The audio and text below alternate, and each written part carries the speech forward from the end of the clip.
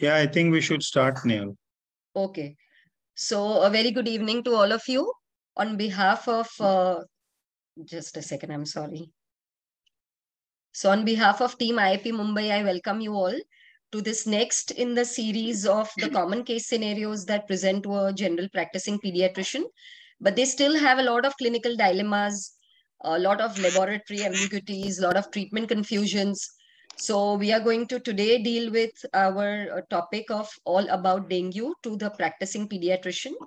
Today being the National Dengue Day, that is the 16th of May, we've taken up this topic and we have a team of experts here to help us out in this. Dr. Tanu Singhal, madam, who's a senior pediatrician, an infectious disease specialist, and of course, a clinician par astute. And sharing the platform with her, we have Dr. Vinay Joshi, who's an expert intensivist. So I think a team of both of them are going to help us go through this diagnostic dilemmas and treatment confusions. So without much delay, let's begin our today's topic on all about dengue to the practicing pediatrician. So, madam, Amin, go to the next one. So, madam, we've always learned that all these mosquito-borne illnesses are usually seasonal. So they are usually seen at the beginning of monsoon, and by the time the monsoon is just getting over, they just reach the peaks. But the epidemiology has been changing, and we see that in northern and western India, dengue is almost perennial. So in the dengue season, of course, each and every fever, potential fever, looks to us like an undifferentiated dengue. But what would be the clinical clues for a general pediatrician to suspect dengue fever on history or on clinical examination when he comes to you even in an off season? Yeah, so, when you were asking, when I saw this question, I thought that the most important is the season, because if you're seeing dengue cases around you, then any fever can be dengue. That is the first thing which crosses your mind. But now in off season, generally how I approach an acute febrile illness is to wait and see how it evolves in the first 2 to 3 days.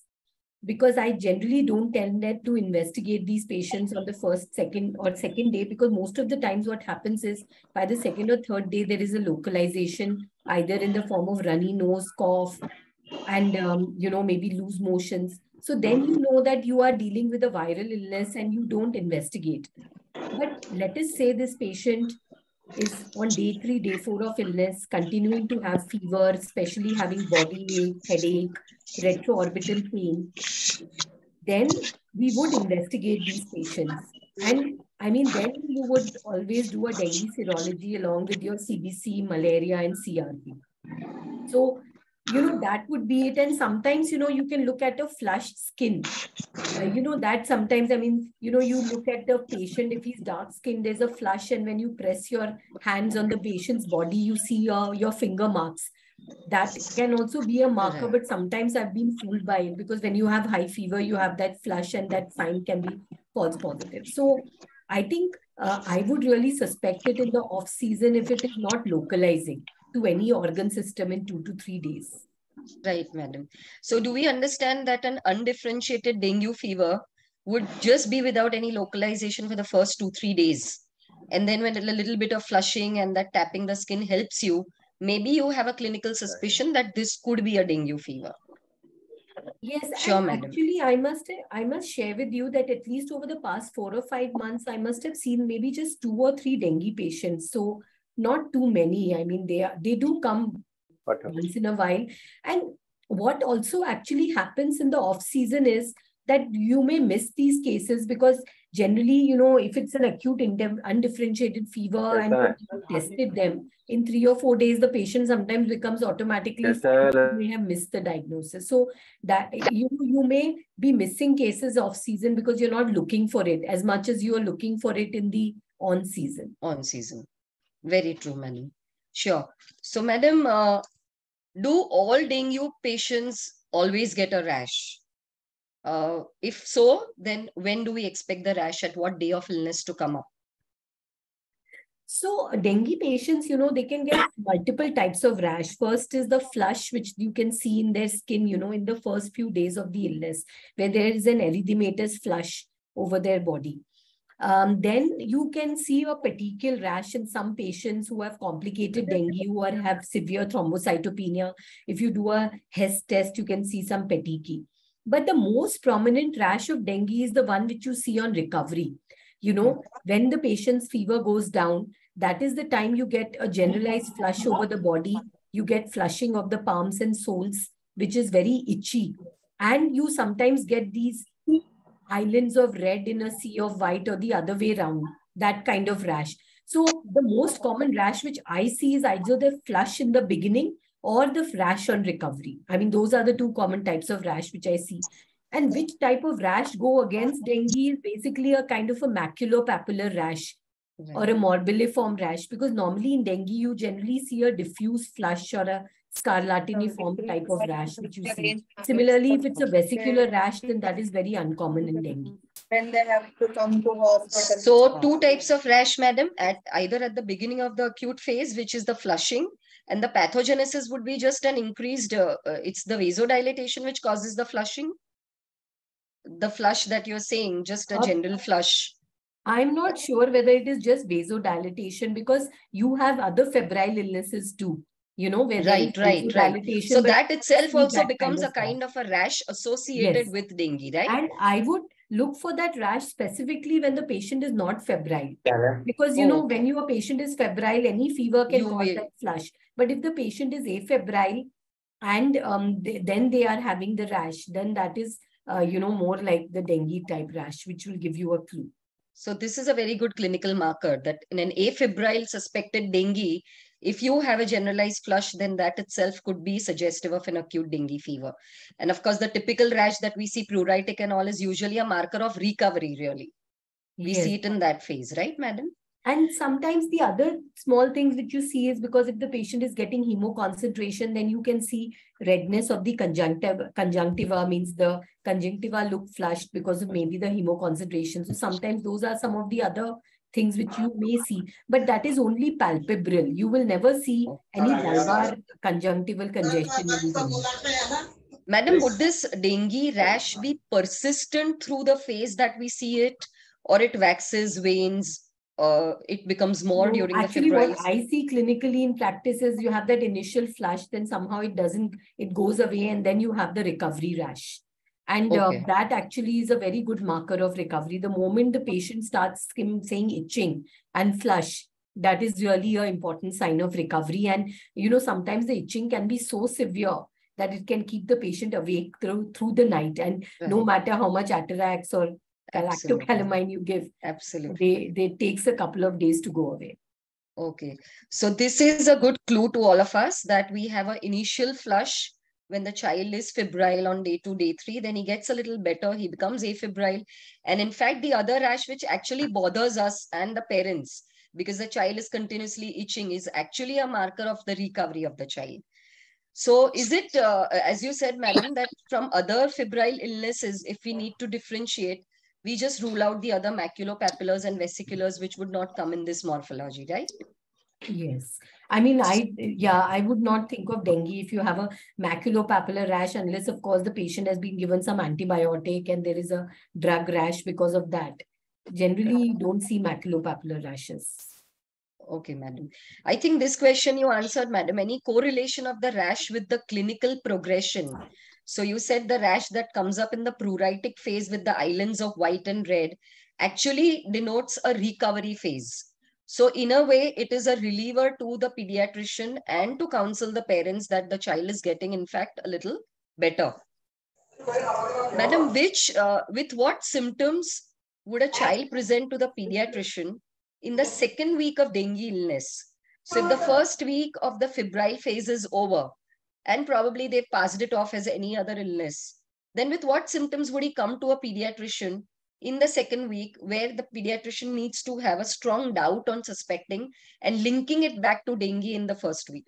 So sometimes, I find that these patients come with extreme exhaustion. Like, after the febrile phase is over, they will come to you and say that the child is very weak, is exhausted. that is sometimes, I find, sometimes you find a rash in these patients. And sometimes you actually find that if you do a blood count, you see that there is leukopenia or thrombocytopenia, which tells you that maybe they had dengue in the first week. And the fever of dengue almost never lasts beyond a week. So if your fever is lasting beyond a week, then you have to think of a complication like maybe HLH or maybe a co-infection or something else, or maybe it is not dengue and it is something else. So fever going beyond 7 days is very unusual for dengue. Okay, madam. But apart from the exhaustion that you said, that the child may just come, the parents may come saying that the child is extremely fatigued, he's not been eating well, and then you try to figure out if something had happened. Any other symptoms that he can present to the pediatrician in the second week with? I mean, all these other symptoms like abdominal pain, vomiting, and all those usually come in the first week only. They don't generally come. So in the second week, either the patient has become complicated and then of course he's going to be in hospital with all these other complications. But if he has recovered, then I mean, to my mind, these are the only things that you might see: a rash, you might see exhaustion. I'm not really sure whether you'll find ascites or any such thing at this point in time. Maybe you might get a little bit of tender hepatomegaly, something like that. Can I Dr. Vinay, would you like to add on this? So have you seen? Yes, sir. See, I think just as a continuation of what we are discussing, see, sometimes once the acute febrile illness is over and you think that the child is getting better, the stage of defervescence, what we call it as, and you apparently show stability, you get that. And I'm more worried about that at that stage, if child remains quiet, apparently looks stable, afebrile, no flushing, but there is, silent tachycardia is there, or there is silent tachypnea is there. And when you take the blood pressure, you can see narrow pulse pressure. I think these patients are more dangerous than the patients who look febrile, bit toxic, flushed. So I think that window period where the fever subsides and the child looks like getting better, and then subsequently, what you see this kind of picture, I think this is the period where you should be alarmed, and rather you should be more watchful. So point taken. These are probably the signs, the occult signs that probably the clinician will pick up. So these are all these occult markers which will tell you that probably this child is progressing and we need to be more careful. But I was just asking symptom-wise. So as madam said, that leaving exhaustion. These things would normally happen on day 4, day 5, actually, what Dr. Vinay's, right. at 4, 5, 6, 7 means, but 8th, 9th day, commonly, either they have recovered or they have kind of deteriorated. Yeah. Sure, madam. But I agree that, if your patient is, and one of the things which we can be fooled is the patient walking into your OPD. Absolutely. You look at the patient and you can think that the child is okay. But if you actually touch the child's hand, you find that the hands are cold and the pulse is thready. That is very dangerous. So, that is one, deceptively, these patients can look well. And unless you systematically, examine their vitals, you may miss severe dengue or a dengue with warning signs. So that is why as pediatricians, sometimes we have now forgotten to even touch the patient. You look at the child has walked into your OPD. You think the child is sitting, so the child would be okay. But unless you, as Dr. Vinay said, you check the pulse rate, the pulse volume, and you check the blood pressure. One more practical point, which sometimes, can confuse you, is that I have often examined these dengue patients when they have high fever. And at that time, now you can have a thready pulse. And you sometimes wonder that this child is having, a kind of a complicated dengue. But because of peripheral vasoconstriction during high fever, you can sometimes get a little bit confused. So that is one thing I've learned, that I've admitted these children, and once the fever goes down, they are like fine. So better to madam, shake hands when the patient walks into the OPD, shake hands with the baby, the child. Yes. That gives a lot of information. No, so in fact, that gives another thought, madam, that most of the times you have a person who's online consultation, or these parents are very smart. They wait for 3 days. And then after 3rd day, they say that the fever is not going. And we tell them to run a basic dengue antigen and serology. And they send you the reports. And by the time, as you said, the child is settled. Because till the reports come, the parent almost also messages that since today morning he has no fever, he's been eating well, he's active. But what you are saying, that if this child has to progress, then a clinical examination is mandatory, because you may pick up all these occult things. So do we give this message to all the pediatricians that a child of dengue needs to be seen definitely in that period to pick up an early complication coming up? Absolutely. Physical examination, I think, is very important, because we should not just look at the lab reports. And many times, we often tell these parents that they should go to their nearest doctor, because sometimes they cannot travel to the hospital. So we tell them, okay, go to your nearest doctor and get the vitals examined. And even if you're managing a patient on an OPD basis, you have to tell them that the more important than the lab is the clinical assessment. Because then only you can detect if there is tender hepatomegaly, if there is mild ascites, if there is a pleural effusion developing. Those things cannot be made out on a phone consult. Yeah. Sure. And you have to offer it to the family. Now, if the family doesn't accept it, then it's another matter, but you have to offer it, especially in today's age of medico-legal problems. You have to offer it to them. Sure, madam. Thank you, madam. If you see a patient in the initial stages, I think the follow-up is extremely important. And the follow-up with not only with the labs, I think the clinical examination. Because so I think all this cytokine tsunami and your vascular permeability increasing, all that happens in the 5th, 6th day. Absolutely. So I think that time becomes mandatory for us to call for a clinical checkup, right, madam? Yes. Okay, sure. So we move on, madam, now from the clinical symptomatology and go on to Amin next. So, ma'am, we know that the IgM takes some time to come positive. So how do I confirm the diagnosis? Or in fact, should we even be doing any kind of dengue serology, since it's going to take a few days for the IgM to start coming? NS1 is the best test for diagnosis of dengue, because it's an antigen-based test and it becomes positive on the first day. In fact, the sensitivity declines as you move to the 4th or 5th day. So therefore you have to, so the serology, and that is why I said that most of the times now you test these patients on day 2 or day 3. Nobody tests them on first day, unless of course, you have an epidemic of dengue going on, or you have family members who have dengue. So then you know that this patient has dengue and you test them on the first day. But otherwise it's day 2 and 3.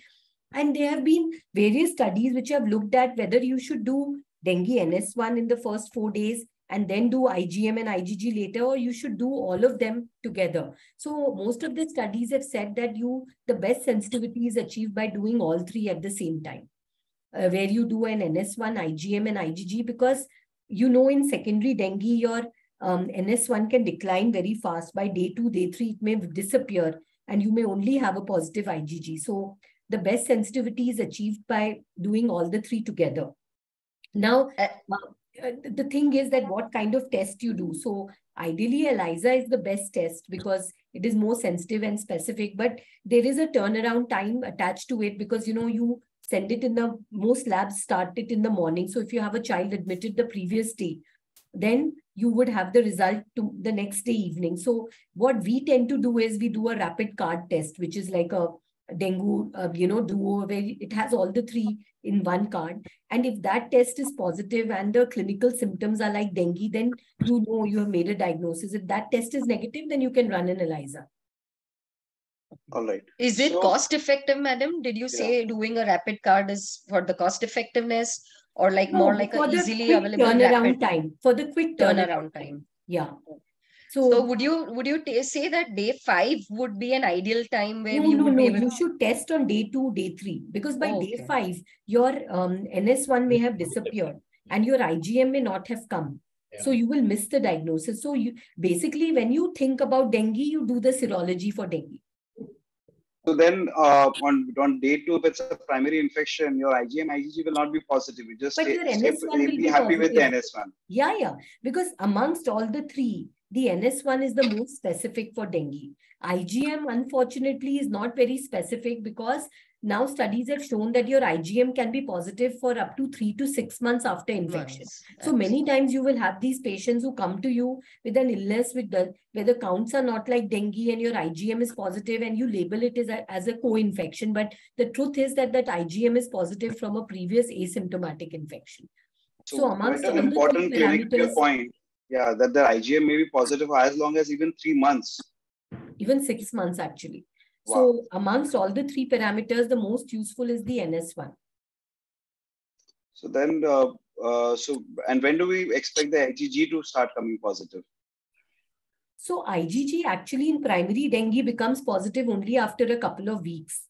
And the tests for dengue have actually been designed to pick up high titer IgG. So you should understand the dynamics of dengue serology, that what happens is in primary dengue, you have an NS1 which comes up and then declines by day 5 to day 7. Your IgM starts appearing by 7th day, and by 14th day, 100% IgM positive, and then your IgG appears, which is a low titer IgG.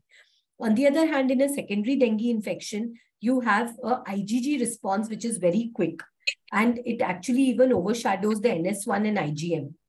So, and the IgG, which is picked up by the dengue kits, is not the IgG of the primary dengue infection. It is the IgG of the secondary dengue infection. So, you may actually have a patient who has secondary dengue in whom the only thing you might find positive is an IgG. So you should not implicate this as a past dengue infection, because this is a high titer IgG. So then the IgG comes positive, sorry, Vinay, please go on. Please go on.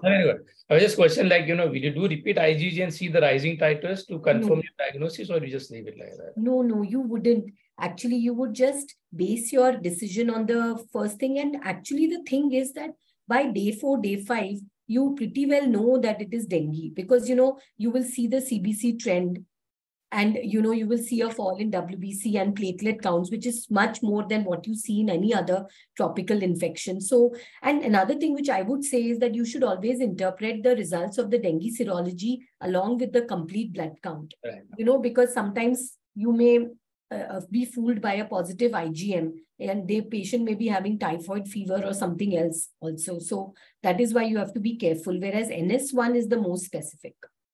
So then if we get an IgG positive, should we ask for a quantitative test as well after that? Or we don't do because that? it itself is the cutoff is fixed so that it picks up high titer IgG only, whether you do the card test or whether you do the ELISA. Okay. So an isolated IgG positive, then how do we interpret that? As in? So in a patient, it would mean secondary dengue. If you have a patient who has dengue-like clinical presentation and who has low WBC counts and low platelets, even if you get your IgG positive, you cannot dismiss it as past infection. It may be an acute secondary dengue, even if your NS1 or IgM is negative.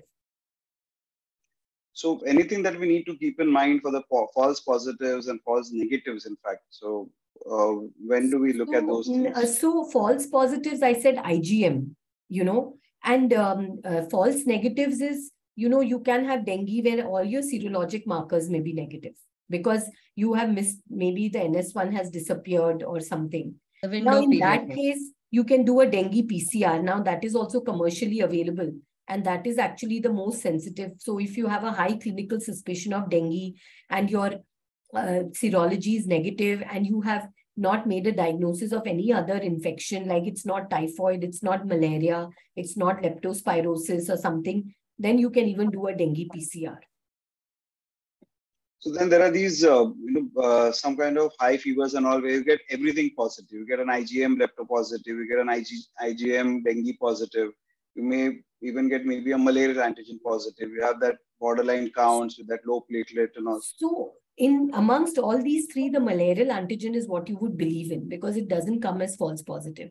Lepto IgM is a very bad test. So it can often come false positive. Also dengue IgM. So you should also interpret looking at the white cell counts and CRP. So, if it is leptospirosis, you'll get a high WBC count. You'll get low platelets. And you'll get a high CRP. Whereas in dengue, you normally get low WBC, low platelets, and a normal CRP. So based on all these other parameters, you would try and determine, what illness, because frankly speaking, dengue, malaria, chikungunya, leptospira, rickettsia, typhoid, all these tropical infections are quite similar in their clinical presentation. Madam, why did you say the CRP is normal in dengue?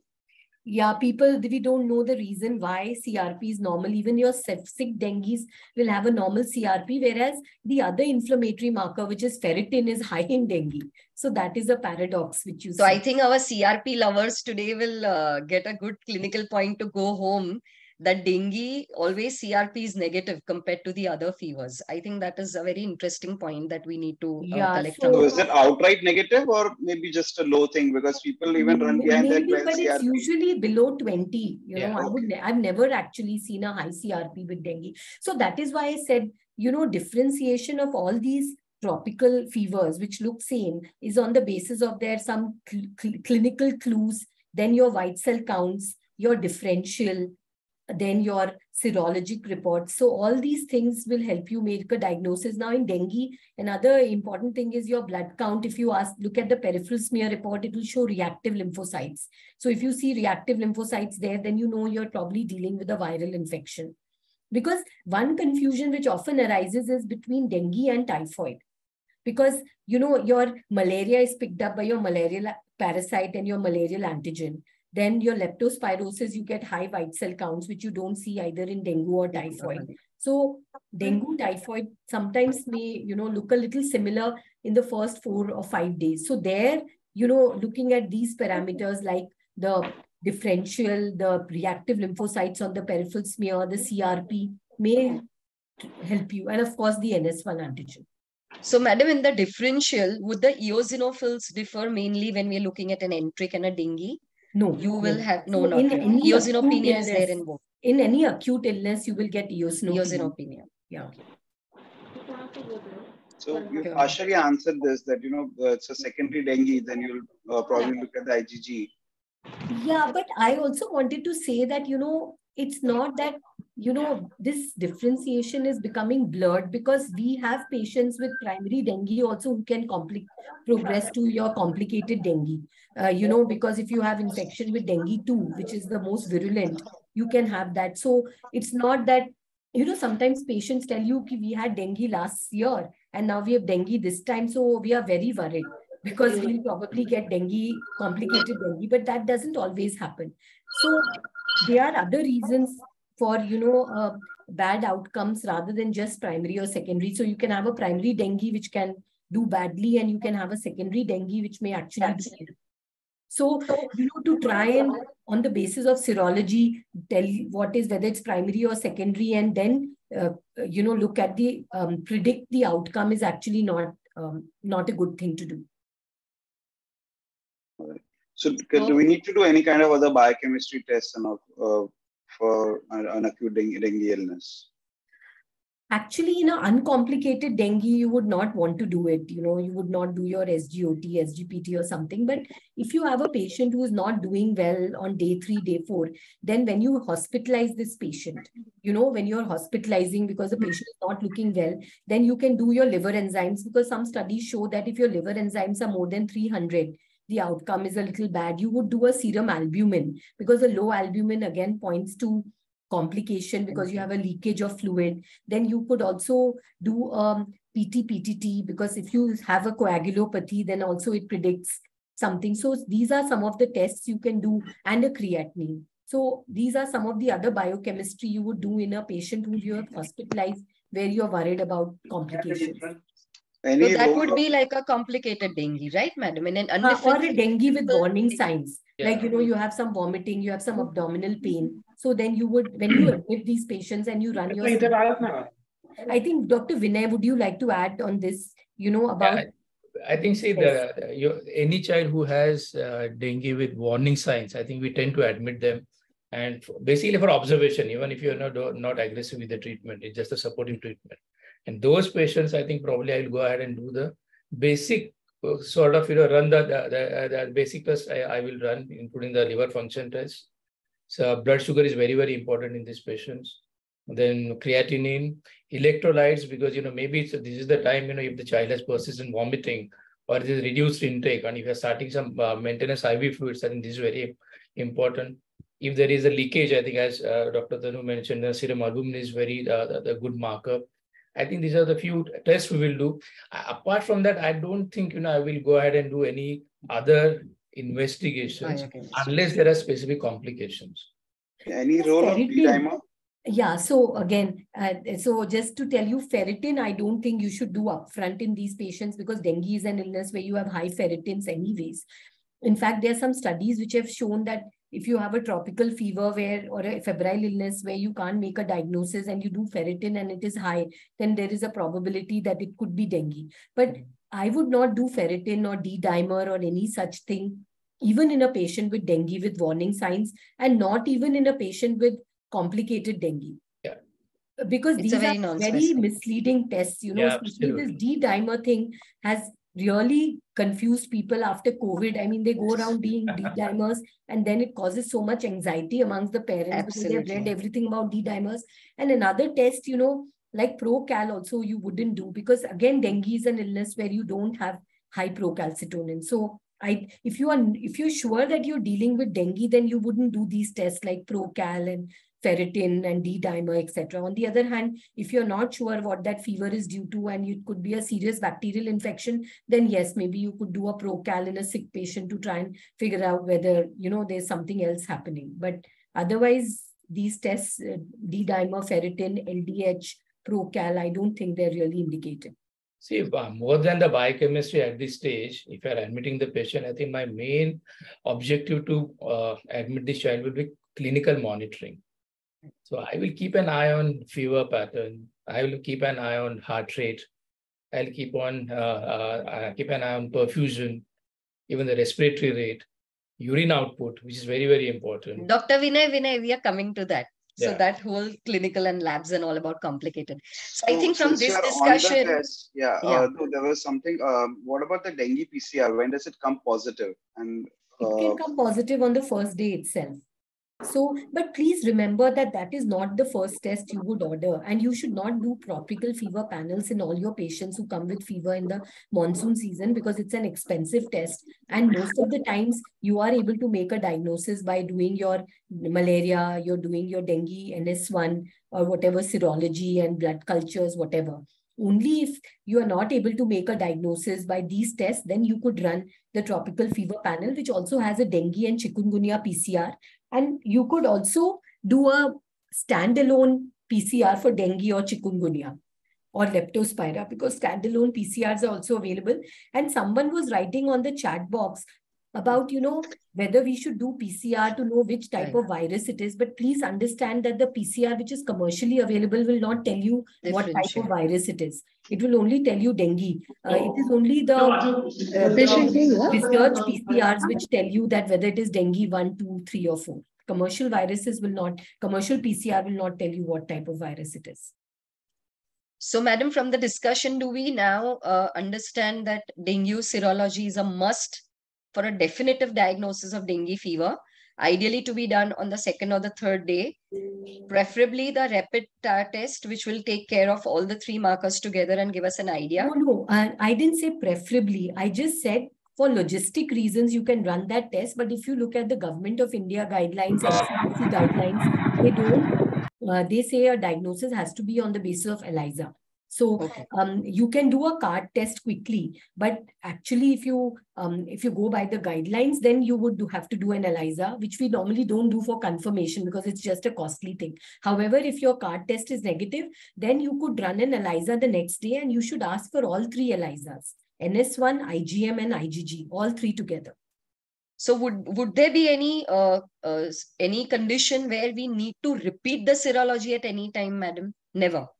I don't think so because, you know, you are wanting to make an early diagnosis. See, what is the objective of doing dengue serology is to make an early diagnosis of dengue because, you know, now this is a patient who has dengue and I need to be careful. I need to monitor this patient because this patient may go into complications. Now, you would repeat a serology by day 7 or something, you know, if you had to. And by that time, the diagnosis is already obvious. Clinically. So I don't think there is unless for academic reasons or something you want to, for research or something you want to repeat to tell in retrospect whether the patient had dengue or not, I wouldn't repeat the serology. Sure, madam. So this slide shows what we've just discussed, that NS1 positive is an early dengue fever. NS1 and IgM positive could be an acute active dengue fever. Positive IgM alone as Madam said, is a very, very poor marker because it can stay in the system for 3 to 6 months. So if your child is symptomatic, it may just be the 4th, 5th, 6th day illness present.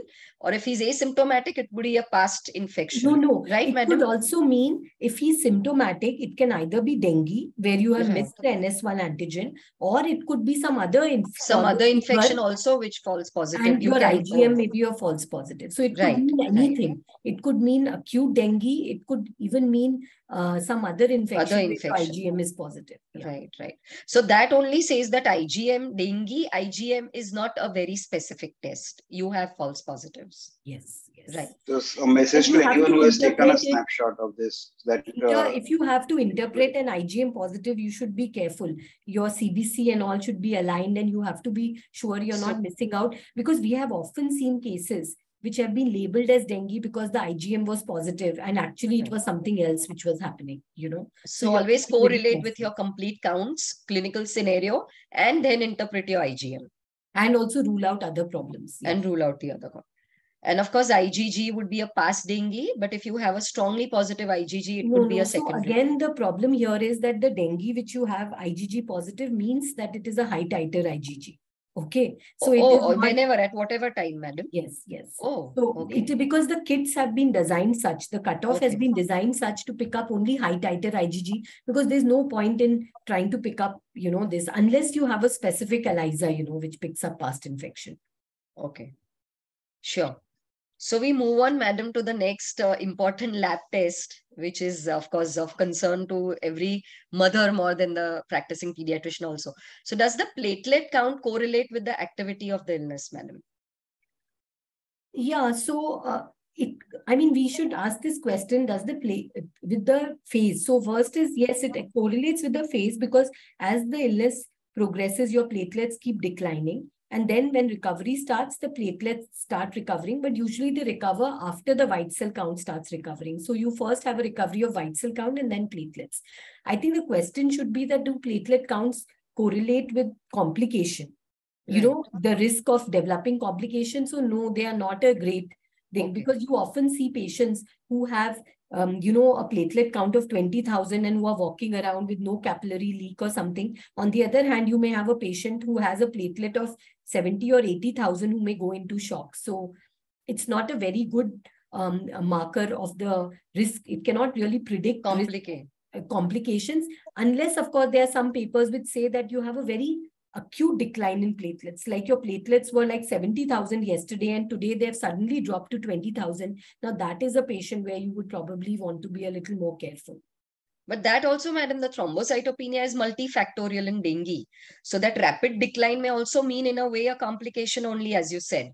So the severity not, because see, isolated, thrombocytopenia, like so many patients who get admitted for dengue actually get admitted because of severe thrombocytopenia, and they actually just do well. So wouldn't look at that alone. But yes, if you are having other things, like you're having hemoconcentration and you're having a rapid fall in platelet count, I would be concerned. Or coagulopathy of something coming up. Yeah. And madam, so would there be any critical count of platelet? Is there any defined critical count of platelets in dengue? Not really. Not really, but if your platelet counts are below 10,000, then you may have to give these patients some platelet transfusion. Of course, that's again a controversial area, which I think Dr. Vinay will touch upon. But generally, guidelines say that because the risk of intracerebral bleed is high with a platelet count of below 10 or 5, that would be the count at which you would probably give. But again, as I said, that there was a trial which looked at, platelet transfusions in patients who had counts below 20,000. So they were randomized into two groups. One group got platelets, the other didn't. And they found that it impacted nothing in terms of the recovery. And also the patients who got platelets had more complications in the form of trali, etc. So as I said, that there's no real cutoff that way. But yeah, if your count is below 10,000, then most clinicians would transfuse platelets to this patient. So these are qualitatively good platelets. So the numbers should not really worry unless we are really looking at unless you are having other things. Absolutely. So, if your patient is having complicated dengue and bleeding, then, or you're going to put in a line, you would obviously keep 50,000 as the cutoff, So I'm talking about a patient who's otherwise well and stable. There it doesn't matter, but in a patient who's sick, then even below 50,000, I think, Dr. Vinay, you can add on to this, but you would want to give them something, I guess. See, Dr. Vinay, would you? Yeah. Yeah, so I think that there is a very limited role of platelet transfusion in dengue. As already mentioned by Tanu, that if it is less than 10,000, then you strongly consider, because there is a risk of intracranial bleed or even internal organ bleeding. But at the same time, even if there's internal bleeding happening, occult bleeding is happening, the cause of bleeding in this patient is not only thrombocytopenia. It's mainly because of hypoxia, acidosis, shock. So I think if that the first aim should be towards restoring that. And then in spite of that, if still there is bleeding, I think that is where, I can think of, giving platelet transfusion, because otherwise giving platelets is futile in these patients. And if it is not very complicated, if there is no signs of bleeding, then probably I think I won't. So we understand that you said there that is a need, I think there is a strong need for IAP to make guidelines on dengue fever. I don't think those guidelines are there, because clinicians need something, because what is happening is, in today's age where there is a medical legal aspect, people are really worried. Your platelet count is 20,000. I'm sure there will be so much of pressure to transfuse platelets, and God forbid you don't give it and the patient goes south. Then it will be a problem, and they will be, these things. So Dr. Chokhani and you all are from the IAP. I think we have these IAP guidelines on so many diseases. I think now the time has come to make consensus guidelines on dengue fever, where they spell out clearly. The guidelines say, okay, if your platelets are below 10,000, then only you give it. So that in case, there is a problem like this, you can always say that, we did it as per the recommendations. So, right. Yeah, there is something to back up your worry. action. Yeah, your action. There is some consensus to back up your action. Very important. Very important. I'm sorry, Dr. Vinay, this is going to be a completely different discussion, but suppose you have this critically ill child who is into a complication, who is having a coagulopathy, and he's having a critical platelet, 10,000. Then single donor, random donor, how many, and how do you, quickly, if you could just, that you order. Single donor, if it is available, I think that's the way to go. But I think many times it is not available. If the child is very critical, I think I'll go with the random donor platelet as well. And sir, how many units, and how much do you expect the increase to be? See, honestly, I tell you, I think the majority of the times whenever we tried giving platelet transfusion, the platelet counts don't budge at all. Or even if they do it, it is a very small increase in the platelet. So this is only with dengue, or you're talking about any time? No, this is mainly with dengue. This is mainly with dengue. Yeah, and then that's why we resist, and I resist giving platelet transfusion until it is very critical child, where there is visible bleeding happening either in the internal organs, or you're at the very high risk of intracranial bleed, or if the child is undergoing any particular procedure, where I have to give the platelets. But in that case, would a blood transfusion be better? A whole blood would be better over a platelet. Whole blood transfusion, or even the fresh PRBC. It would act as a colloid also, and probably given the other products also. I think I won't say colloid. I think as an intensive, using the wrong terminology. No blood product is colloid, and it shouldn't be used as a colloid in the ICU. But yes, if you are having obvious bleeding, I think that is better option than the platelets. Madam, is there any role of the immature platelet fraction? A lot of these studies and a lot of these things read that. So, yeah, because people do it when the platelets are very low to try and see whether they will recover, because it is correlated that if your IPF is high, means your platelet count will recover. But I feel that clinically also you can make that assessment. So, see, I always tell this to parents, because most of the patients that we deal with are uncomplicated dengue in our clinical practice. So when you do a CBC, you have to keep telling the parents that I'm doing the CBC not to look at the platelet count. I'm looking at the hemoglobin. Because otherwise the focus is entirely on the platelets. And then they are all worried about the platelets. And you really need to counsel them that dengue is an illness which is not about platelets. It's about other things. So that is extremely important. Otherwise, you will constantly be, and you have to tell them, even if they're admitted, you have to tell them that 12 hours later, I'll repeat a CBC and I expect the platelets to go down further. Because most patients get admitted on the 3rd or 4th day when they're still running fever, and the platelets will continue to go down. And then they start rising only after the patient becomes afebrile a couple of days later. And then after your WBC starts rising, then your platelets start rising. And then you will actually find that they will overshoot the 4.5 lakh mark also as a reactive thrombocytosis. And then the parents get worried again. First, they're worried because the platelets are low, then they're worried because they're high. So, I mean, I personally never order for an IPF in my patients with dengue to try and predict what will happen to the platelet count. And I think clinical is more important. And the platelets, once the fever goes down, the platelets have to recover. So how Madam, often would the do you mean do the platelet... CBCs? We've seen the adults doing it even twice a day. Amin, that is the next question coming up. Madam, would the mean platelet volume be equivalent to that IPF? I mean, whether these are like new platelets or old platelets, I would not. Doesn't matter. I think these are tests which you would do in ITP or something. Where you would look at, if you have a patient with afebrile thrombocytopenia, you look at IPF to know whether it's a marrow problem, or you have a sepsis and you want to look at IPF. But I really, personally, I don't do it, the IPF. Okay, madam. Or the mean platelet volumes. So that was exactly the next thing that was coming, madam. That is there a need to repeat the labs in an uncomplicated dengue fever? Next slide, Amin. Which is a trend that most of the people do, really. Yeah. So yes, I mean, I would repeat if the patient is still febrile, because I would know which way the illness is going. And you know that even before that phase of shock happens, you have a hemoconcentration and you have that. So I would repeat a CBC maybe every 24 hours when the patient is having fever, if I make a diagnosis of dengue. Okay. So can one predict the platelet recovery? You already said, madam, so that will go more clinically.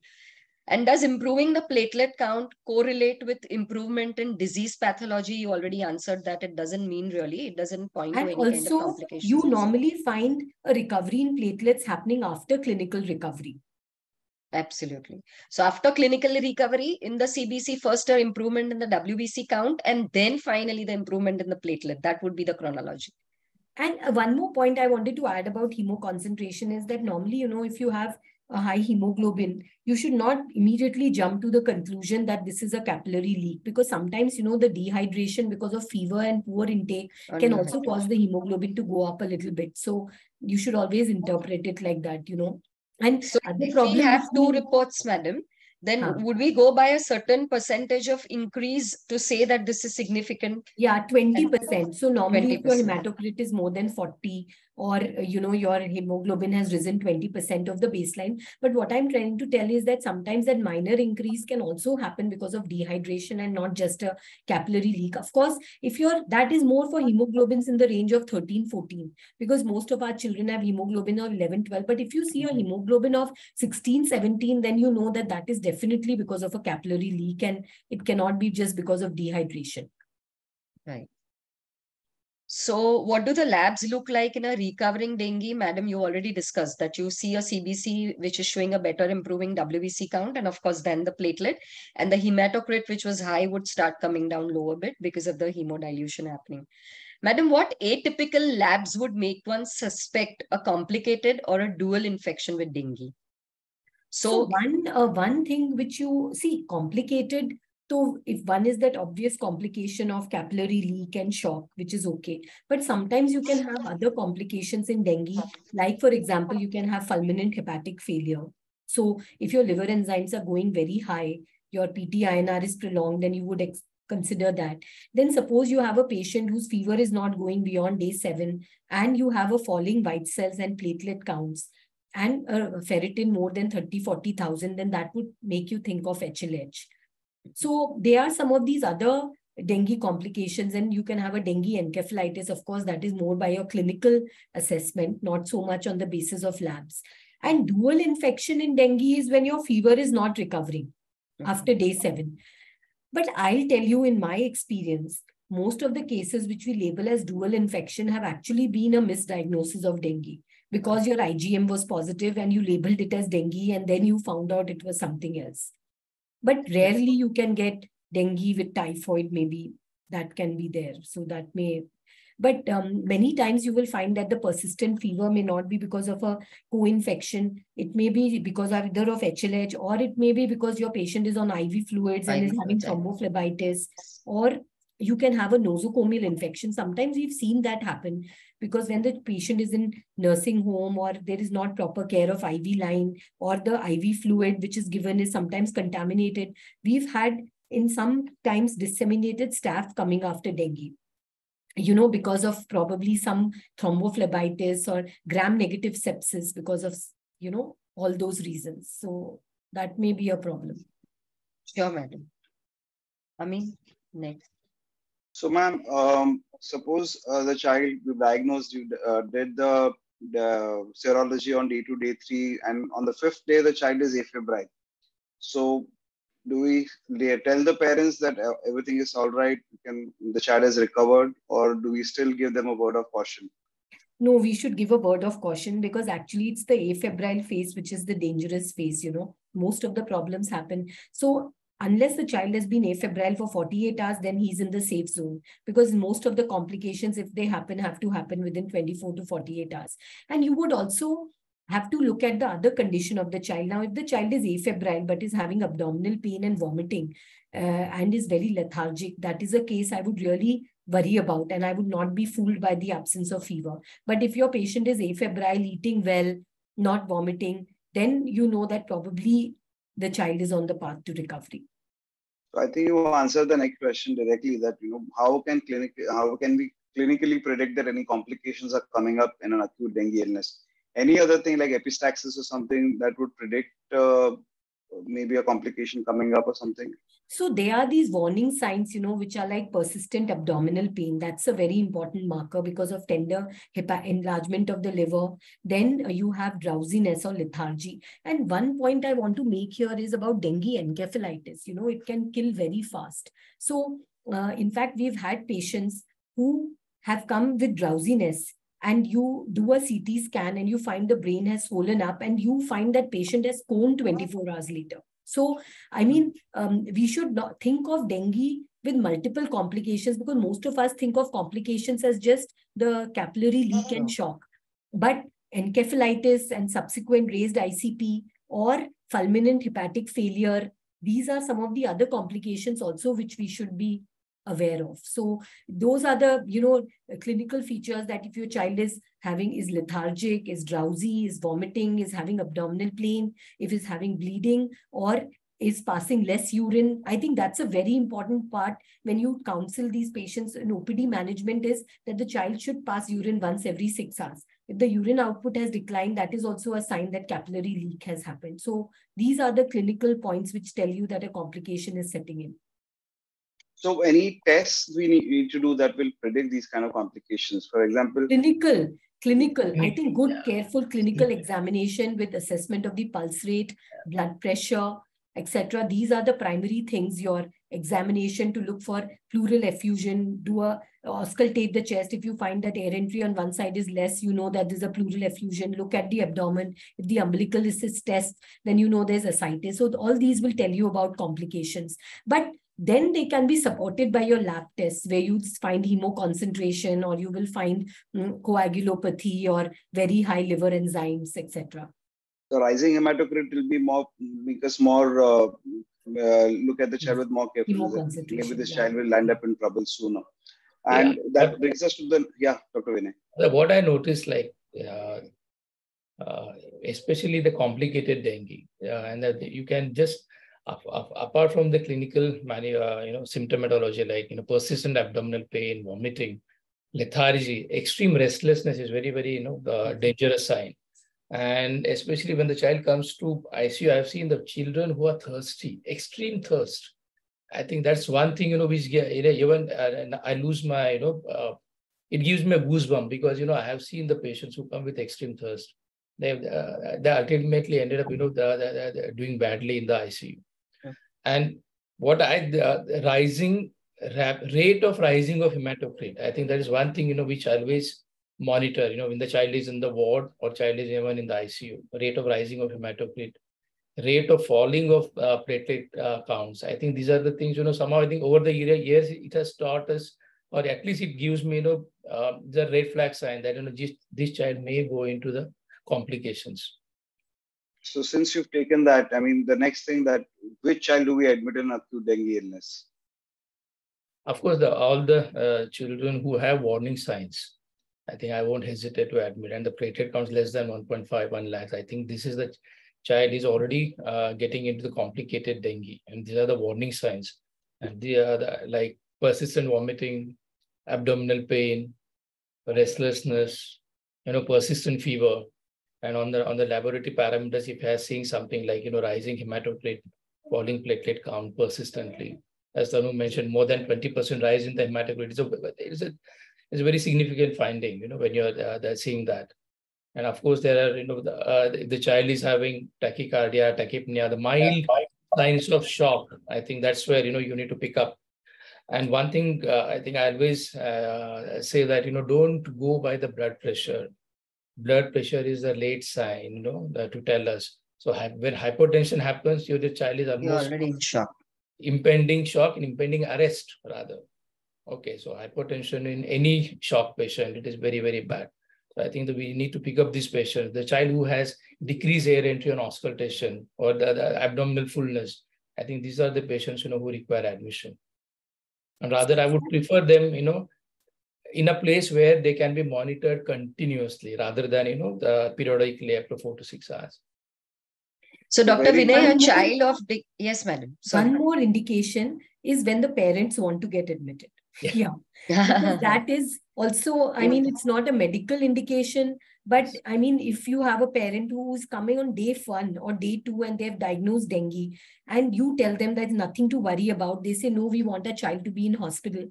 You could admit the child because, and then you should tell the parents that be prepared to stay in the hospital for 7 days. Because now I'm not going to discharge this child unless the fever goes away and he's afebrile for 48 hours.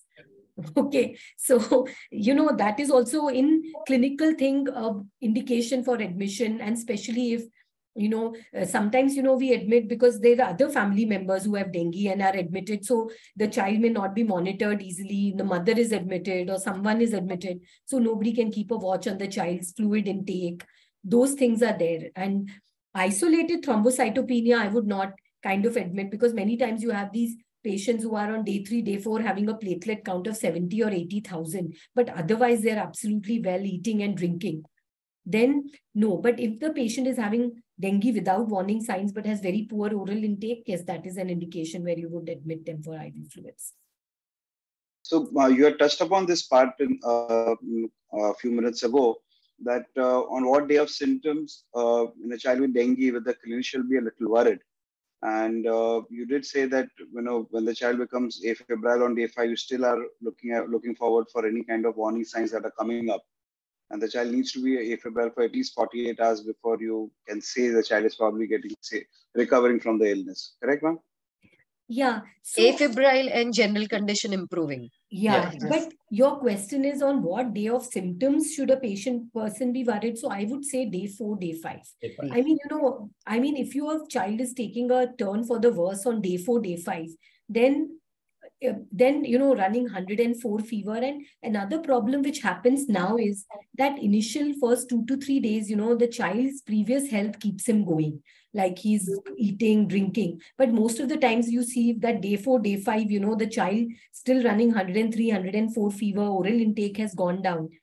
That would be a time where, a person would be concerned and take a decision. So if you don't see any signs of improvement, but you see persistent high fever on day 4, day 5, even though the patient does not have warning signs developing now, I would tend to get a little bit worried. Okay. So, what are the signs of recovery? We've already talked about that. Yeah. Becoming afebrile and having that itchy rash. Improving. Yeah. I think I'll ask Dr. Vinay to comment on this. When do we start suspecting a child getting into dengue hemorrhagic fever? I think dengue hemorrhagic fever is basically a complicated dengue now. We are entering into the zone of complicated dengue where fever is persistent. There is persistent thrombocytopenia, which is there. There are signs of rising hematocrit. And, you may start seeing signs of bleeding in the form of, petechiae or even mucosal bleed. I think that's where, one should, I think the child has dengue hemorrhagic fever. I think that if you look at the definition, that's where we call it as dengue hemorrhagic fever, depending upon the go to classify grade 1, 2, 3, 4, etc. But I think if there are any signs of bleeding, whether occult or even obvious visible signs of epistaxis or petechiae, I think that's where we should suspect DHF and accordingly look at the lab tests. And I just wanted to add here that, now this term DHF is actually not really used. Not there, yeah. Because earlier, they used to call it DF, DHF, DHF for shock, DSS. But now the terminology has changed. Now you classify dengue as dengue without warning signs or dengue with warning signs and severe dengue. So, now the terminology used is a little bit different and we don't generally use this term of dengue hemorrhagic fever. So then suppose this child is with some kind of complications or there is a major capillary leak going on, there's a bleeding going on. You just touch on the major aspects on kind of fluid management that you need and any kind of other supportive treatment that we need to institute at that time as well. Yeah, I think as an intensivist, I would say A, B, C are very, very important. I think one should look at airway, breathing, circulation. Here, the circulation takes a precedence because, we have a child who is already going into shock. And that's where the fluid resuscitation becomes very, very important. So if the child is in shock, whether it is compensated or hypotensive, and depending upon that, you treat the patient. If the child is in compensated shock, you give 10 ml per kilo fluid bolus. They give it over 1 hour, and then you start with the fluid management, like, maintenance IV fluids running at the rate of, 8 to 10 ml per kilo per hour, and subsequently you assess. See, I think when it comes to fluid resuscitation or the fluid management in any kind of shock, whether it's a dengue or non-dengue, when you give the fluids, your reassessment becomes very, very important. And then basically you are reassessing the child continuously, looking at the heart rate, you are looking at the respiratory rate, perfusion, blood pressure, the pulse pressure, urine output. And if you're doing the labs, definitely look at your ABG. If you're doing the blood gases, look at the acidosis part, your base access, lactate, etc. I think these things are very, very important. So it is just not the giving fluids, and you assess the response on a periodic basis, and accordingly you adjust your fluids. So I think if the child shows improvement, then probably I think over next couple of every 2 to 3 hours, you look at your fluid management and try to come down. The most important thing, aspect of the fluid management in dengue is, many times we land up in trouble, not because of lack of fluids, because of giving excessive fluids. Yeah, and overzealous fluid administration is one of the major risk factors for morbidity and even mortality in dengue. So it's a very thin line that you're running at that time. Initially, you are loading the child with fluids, and then suddenly you drown the child and kill the child that way in his own fluids when the capillary leak stops and all the fluid starts rushing in. So any pointer to that would help us, clinically, that yes, this child, we have adequately, the hydration has been done. Probably the capillary leak has stopped now. So we need to keep a watch over how much fluid we are doing. So which is the critical point where you actually stop giving so much of fluids and maybe you start balancing that out. It's basically, again, the clinical judgment, clinical monitoring, if you don't look at as such the lab parameters, as I already mentioned, the heart rate is returning to normal. Child has started passing urine, at least more than 0.5 ml, 1 ml per kilo per hour. The perfusion has got better. The child's blood pressure is stable now. Then that is where you start de-escalating. We are not going to stop the fluids immediately. We start de-escalating from maybe 8 to 10 ml per kilo per hour. I come down to 6 to 7 ml per kilo per hour every 2 to 3 hours. So that's where it is not going to stop acutely, but then over a period of time, we come down to maintenance. choice of any inotropes when the child is in shock or something? See, to be honest, I avoid using inotropes as far as possible because again, the fluid management or the fluid resuscitation is the mainstay. But yeah, sometimes, I don't mind if I find there is some myocardial dysfunction, which you see in dengue myocarditis or the dengue patient or even severe shock patient. And that is where, I may use touch of probably adrenaline. I prefer adrenaline in this patient, but that too very small dose. And if there's severe vasoconstriction and the significant myocardial dysfunction, then probably the milrinone becomes a choice. And again, which fluid? hard and fast, you can't have a fixed recipe for these patients. If there is significant myocardial LV dysfunction, then probably I will use touch of adrenaline along with milrinone. If it is significant vasoconstriction, but everything the otherwise heart function looks good, then probably milrinone will be better. And choice of fluid? It's always normal saline. Normal saline. It's always normal saline. Isotonic fluids is the key. I think we shouldn't be using any other fluid. Having said that, I think if there is significant capillary leak, significant ascites, significant fluid overload, I think that's where nowadays I'm a little bit more liberal with albumin as a colloid, and I do use it, but that usually I use it once your intravascular volume is adequate, there are signs of fluid overload, then I start albumin, but then I add at the same time Lasix infusion low dose. So I think this usually happens, when the patient is stabilized hemodynamically, his urine output has got better, and he is turning the corner. I think that's where I use albumin more liberally. Dr. Vinay, a question. What is your opinion about plasma light? Because nowadays that seems to be kind of coming in resuscitation. So Plasma light. Plasma light. Plasma light, okay.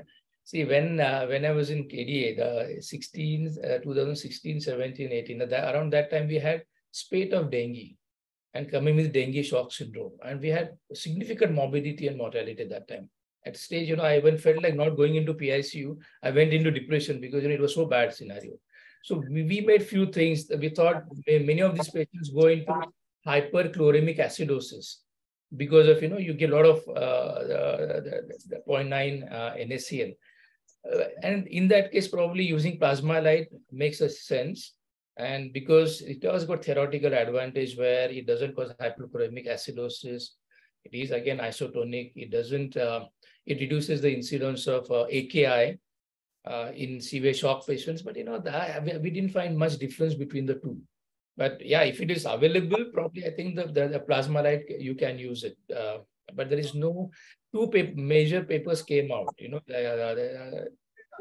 in comparing crystalloids versus balanced salt solutions. But I think there was not significant difference they found in the outcomes. But they were in the general shock patients, not particularly dengue. So many Dr. of our Vinay, friends who are managing the patients in a small nursing home maybe. So is it advisable for them to keep the child over there, maybe ship them to a tertiary center? That's one. And secondly, how do they manage the sugars and the potassium in these kids as well? See, I think as I said, one of the first sugars where one of the first biochemical parameter you'll be monitoring this patient is the sugar because of the very reduced intake, hepatic dysfunction, increased BMR. So I think sugars are very, very important. I see that if you have to give the sugar, see, having said that, majority of the patients are maintaining sugars pretty well. Because of the stress associated. Very rarely patient goes into significant symptomatic hyperglycemia or hypoglycemia, unless there is a significant liver dysfunction. So I think I won't bother, but if you are dealing with, if you're finding that, the sugars are on the lower side, probably I think you can use DNS as well. And, but would it be a good idea to have 2 IV lines running for such a patient? Well, yes, if you're going, especially if you're going to transfer the child, when you're resuscitating the child. So I think if you look at the guidelines, whenever the child comes to you in a state of shock, you need to have two large bore IV access, so that one you do the resus, and through other you give rest of the, if require any products or inotropes, etc. So I think it is preferably you should have two access, but if you don't have, at least one good patent IV access has to be there. You need not have central IV line, even though the child is in shock. I think that's the most important thing. Dr. Vinay, Dr. Bela asked, why not a dopamine, dobutamine over adrenaline? You said the adrenaline would be your choice. Most of these patients are vasoconstricted significantly. That's what we see in our patient, and that's why they've got high, very narrow pulse pressure. So that's why I don't use pure vasoconstrictors. And when I say adrenaline in low dosages, it acts more of a peripheral. It's called systemic vasodilatation. At the same time, it is a good inotrope. So I would prefer adrenaline for that reason, because it has got a improves the contraction. Sure. And dobutamine for sort of tachycardia, so I wouldn't. Sure. So, any role in this entire management of antibiotics anytime? See, any child who comes to shock, and probably I think that's what we end up saying mainly in the emergency or in the ICU. We don't know whether the child is dengue or is a lepto or it is a septic shock. So as the guidelines, we do give broad spectrum antibiotic after drawing the blood culture. So and if you know it's a dengue, probably, and if you're suspecting dual infection leading to septic shock, probably I think giving antibiotic wouldn't be a bad idea, but that too after drawing the blood culture. Yeah. So, madam, could you tell us something about Dengue, the dengue vaccine? All more in the literature rather than in practice. So I think Dr. Chokhani is asking about you taking up some audience questions. So do you want to take them, or do you want me to? I think maybe you should. Okay, madam. You can just tell us quickly a couple of lines about dengue. There was earlier a dengue vaccine called Dengvaxia from Sanofi, and tetravalent live attenuated vaccine. The problem with that vaccine was that if it was given to people who were seronegative for dengue, it caused actually worse outcomes. So that is why there was a need for a better vaccine. And now this Dengue has come from Takeda, which is again a tetravalent vaccine, which has all the dengue serotypes on a dengue 2 backbone. And studies with this vaccine in 20,000 odd children have shown between the ages of 4 to 16 years is that it gives almost 60 to 70% protection against dengue fever over 3 years and 80% protection against hospitalized dengue. And the protection, though, is lower in seronegative people, but it is still better than what it was with the earlier vaccine. And therefore, you don't need to check your serology before giving the vaccine. And protection against dengue fever wanes after 3 years, but that protection against hospitalized dengue continues to be there. So, I mean, the main problem in introducing Dengvaxia in India was because of this. India's seroprevalence rate is about 50 to 60%. And unless the population seroprevalence rate is more than 70%, you can't introduce Dengvaxia. That's why it was not introduced.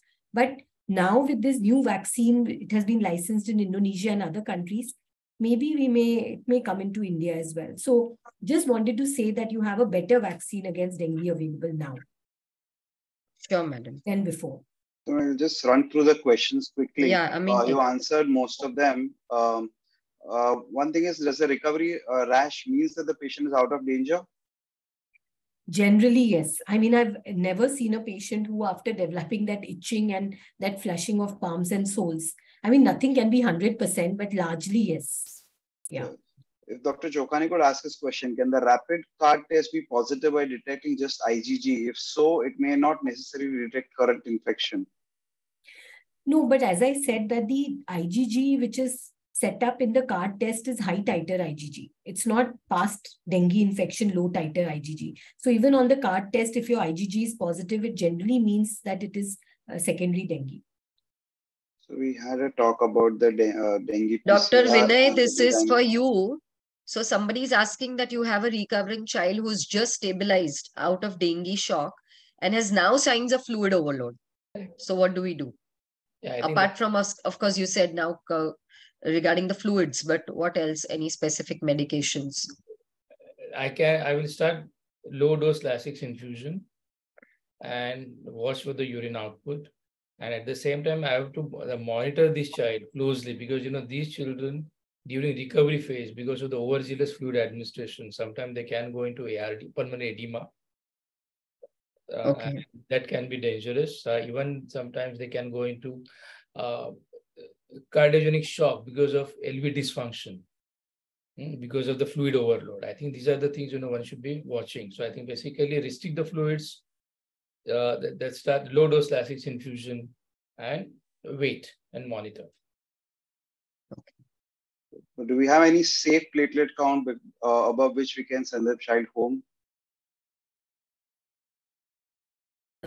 So generally speaking, if you have hospitalized a patient with dengue, then you would send them after their afebrile, and at least the platelet should be more than 50,000. Otherwise, and in this respect, I would just like to talk about this papaya leaf extract, which is now available commercially, because that is a big thing, because everybody thinks that recovery. So there was a randomized trial which tested this extract, and what they found is that though the rate of recovery was faster in those who were given this papaya leaf, but the eventual outcome was the same.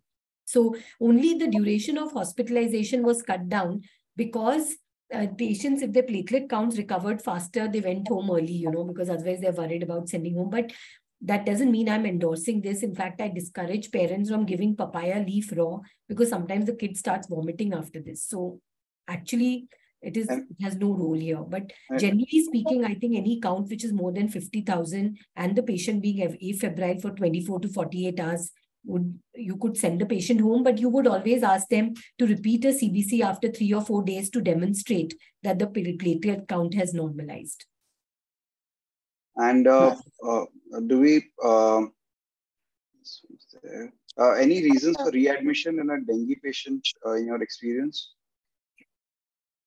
Dr. Vinay? Yeah.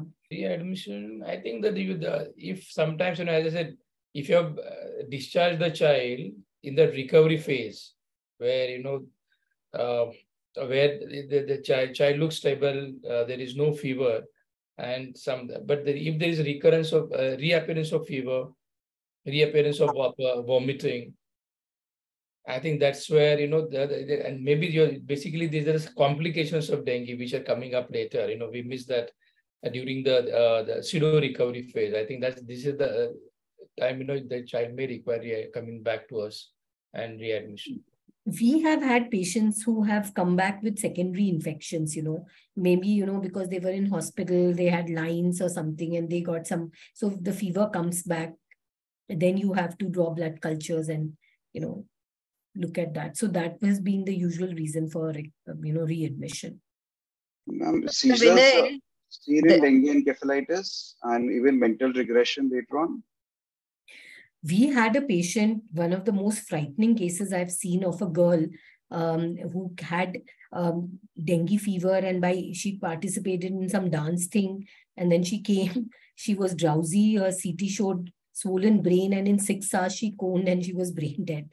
So it can be very, very fulminant, dengue encephalitis. That's why if your patient with dengue is drowsy, after fluid resuscitation, then if you're drowsy, you must do a scan. And I think there have been a couple of patients where we've even sent them for decompressive craniectomy because of raised ICP and a swollen brain. Yeah. Madam, what is the youngest age of dengue you've seen? Is a neonatal dengue newborn also you can see vertical transmission. So that's a vertical transmission. Yeah. So you have a mother who has had dengue, and during delivery or something, or just before delivery, you have to watch these children. And if they get fever, you should test them for NS1 and do the CBC. Okay. So they would present like a fever, proper like a fever, or they would... Yes, properly. And if the mother has suffered a little prior to delivery, wouldn't the antibodies also be passively transmitted transplacentally? Yeah. So it all depends. If it's peri-delivery state, like many women during the dengue epidemic, they deliver when they are in their viremic phase. So you can see, you may not necessarily. Of course, the question is that can you get secondary dengue in an infant? Yes, because sometimes these babies may have antibodies which are transplacentally transmitted. So even with their first dengue infection, they may have secondary dengue. Yeah. So one more risk group is infants who have dengue fever. They are at a higher risk of complications, and you need to watch them more carefully. Apart from the other chronic diseases and immunosuppressed and HIV and stuff. And also. another risk group is obesity. Yeah. You know, yes, so like madam. Why? High obesity. risk So of morbidity and mortality. yeah, If they come to obese PICU, children. it's If deadly. you see a fat child with dengue, I always get worried because they are some of the patients who can really have bad outcomes. And now, what would that be attributed to, madam? because now they believe that obesity is a state of some immunosuppressive and even some kind of hyperinflammatory criteria. So that is why influenza is more severe in obese. COVID was more severe in obese. So similarly, I think dengue. Overall, obesity increases the poor outcomes due to any infection. Now, coming to the neonatal dengue, I think, see, if we know that mother is positive or she had dengue, it becomes easier to diagnose or you watch the child. Many times what happens, the child comes to you in the first week or even, second week of life. And these children, these babies present typically like any sepsis. They will have lethargy, feeds, and typical, they will present in shock, all that. But I think it doesn't mean that, I think everything is not sepsis, then we need to keep in mind because, we are in endemic dengue. Mothers get infected many times, they are not aware. They may not be doing asymptomatic dengue. Asymptomatic. And then I think we should always keep that in mind. If the child comes to you with signs of, sepsis or septic shock, then keep the differential diagnosis in the mind. And many times I think with the probably appearance of petechiae early in the course of the disease or bleeding, I think that should alert you that probably I think we should look at the other differentials apart from sepsis. But since the treatment is very symptomatic, would the outcome also be a little guarded in these children, or they do very well? I think symptomatic treatment. No, it is those symptomatic. I think that at what stage they present, they will present when they present in shock. Already the risk of morbidity and mortality high in this patient. So would you admit any child with a dengue serology positive, less than 6 months of age, or maybe up till 1 year? Or would you make that kind of statement? I think so. Infants with dengue fever now, it is a little bit because it's very sometimes difficult to judge their things. So I mean, less than 6 months, I would definitely hospitalize even if it's dengue. 6 months for sure. And since you said that the sugars go high, does hyperglycemia also create issues? I mean, do you have these really high sugars beyond 300 and all where you need to give some kind of insulin and all also sometimes? I mean, you see them if you're giving them DNS, like many people are put on that DNS drip and given high fluid rates, then you can actually see hyperglycemia. So that is why even if our patient like is admitted with acute uncomplicated dengue and you are giving maintenance fluids at a slightly higher rate fluids, we alternate DNS with NS because otherwise, some of them, and then because of the hyperglycemia, which you don't check, they become polyuric. And then, you have defeated that purpose of rehydration. So you have to watch for that. Madam, only for academic interest, but apart from mosquito bites, any other modes of transmission of dengue? Yes, blood. And that is a concern in our country because we are not, like blood is tested for other things like HBV, HCV, HIV, etc. But normally it is not tested routinely for dengue. So we have had patients who have transfusion acquired dengue. Transfusion, of course, it is very difficult to prove. But what we do in our hospital is that every patient who has been transfused, a bag is kept aside. So in case the patient has any problem, then we can go and test on that bag, which, whether it was positive for dengue by NS1 or not. That we can do. So because otherwise, if a patient who is admitted in the hospital after 5 days of admission, if he gets dengue, then you know that he has either caught it from the mosquitoes roaming around in the hospital, or he has got it from the blood which was given to. But yes, transfusion-associated dengue is a problem. Okay. And madam, does infection with a particular type of dengue type make you more prone to, I mean, is there a lifelong immunity with one serotype, or you can Yes, get it again? yes, it is. It would. So there is that is the pathogenesis now. So if you get infected with one serotype, you are protected against that, but you're not against the others. And you Others. have an antibody dependent enhancement. So when you get infected with another serotype, you may have severe dengue. Okay. So there is some kind of a cross antigenicity. So you may have a little severe type with a second type of dengue. Yes. So that is the reason why your dengue vaccine has to be tetravalent. You know, it has to cover all the 4 serotypes, because otherwise you would be enhancing. In fact, that was seen with dengue vaxia, that children the vaccinated group had actually more severe disease than the unvaccinated group in the age group of 2 to 9. And that is why that vaccine was licensed only above the age of 9 years. So some problem happened. That is the main problem with development of the dengue vaccine, that it may promote antibody-dependent enhancement. Sure. I think that comes to the end of the session. We have 2 more questions. Yeah. One is this encephalitis. Is it an immune-mediated reaction, or it's like a direct infection? And the role of immunomodulators, tocilizumab, in such patients?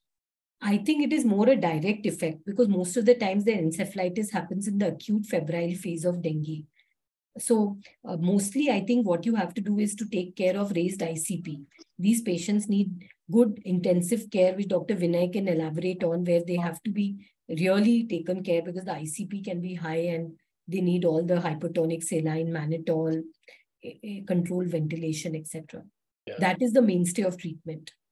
I think the mainly is supportive therapy, in this patient, because many of them present with raised intracranial pressure, either because of the encephalitis component, or many times even the intracranial bleed. I think one should be suspecting that.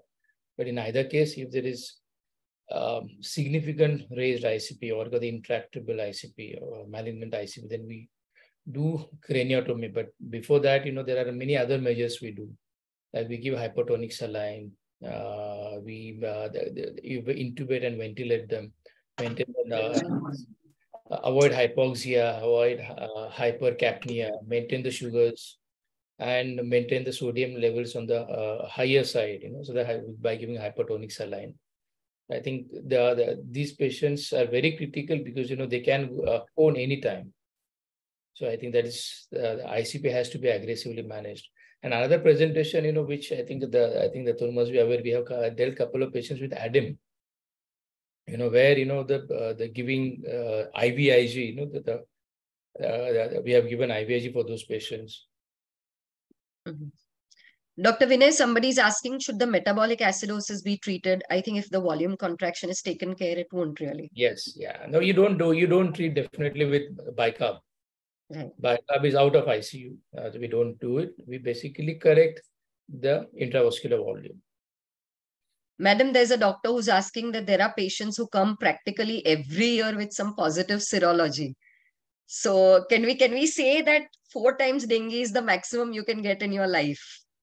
I guess so. I have not yet seen a patient who's got dengue more than 4 times, because that is it. Now you have 4 serotypes, but you can never know. I mean, you have patients you see with 2 episodes of natural chickenpox or something. Right. You don't know that, but please understand that every serology positive does not necessarily mean dengue, because many times it's either an IgM positive or something. So that is, you have to be careful in interpreting the serology report. It may be something else that you're dealing with. But yes, you can technically get dengue 4 times. Right. And madam, there's some interesting fact that came up. Lakshadweep is the only state which is dengue free for the last 2 to 3 decades. Oh, wow. So I think anybody who doesn't want to get it infected can probably. Yeah. So there was this interesting study which was published in Lancet, where they looked at the dengue prevalence in India, and they found that one, it was much lower in rural areas as compared to urban areas. And second, it was more in southern areas. Like in southern India, it was to the tune of 70% of the population was positive, whereas north and west, it was a little lower. So that if somebody wants to look, there's a paper in Lancet in 2017, which looked at the burden of dengue in India. But I think that don't you think now that scenario is changing, like even the rural areas, we are seeing dengue. Because it is definitely there. And one more last thing which we really didn't talk about in this meeting is about chikungunya and Zika. Please remember them. Zika is present in India. In fact, there was a study where patients who had a dengue-like illness but were negative dengue serology were tested for Zika and found positive. So remember, if you have a patient with dengue-like illness and your dengue serology is negative, please think of chikungunya and think of Zika. And now these tests are available, which you can test them for these. So that is also important. We have to keep our mind open. In fact, there was a very interesting article on vector control just a couple of days ago in the news, where they were infecting the mosquitoes with a kind of naturally occurring bacterium and then releasing billions of these mosquitoes into the environment. And they are actually having a really good success in decreasing the cases of chikungunya, Zika, as well as dengue. Brazil, this was, right? I mean, yeah. Brazil was the latest one to do that. Sure. So, sir, Dr. Chokhani, sir.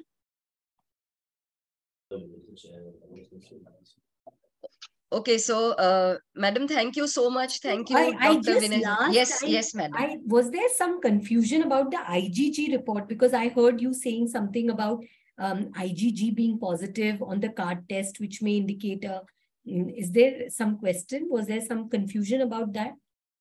Normally, no, sir. Never get. There was one Dr.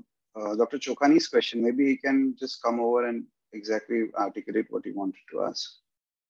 No, Tanu, you were saying that the IgG is primed to detect only high titer IgG. So what I meant is that the card test is IgG, IgM, and NS1.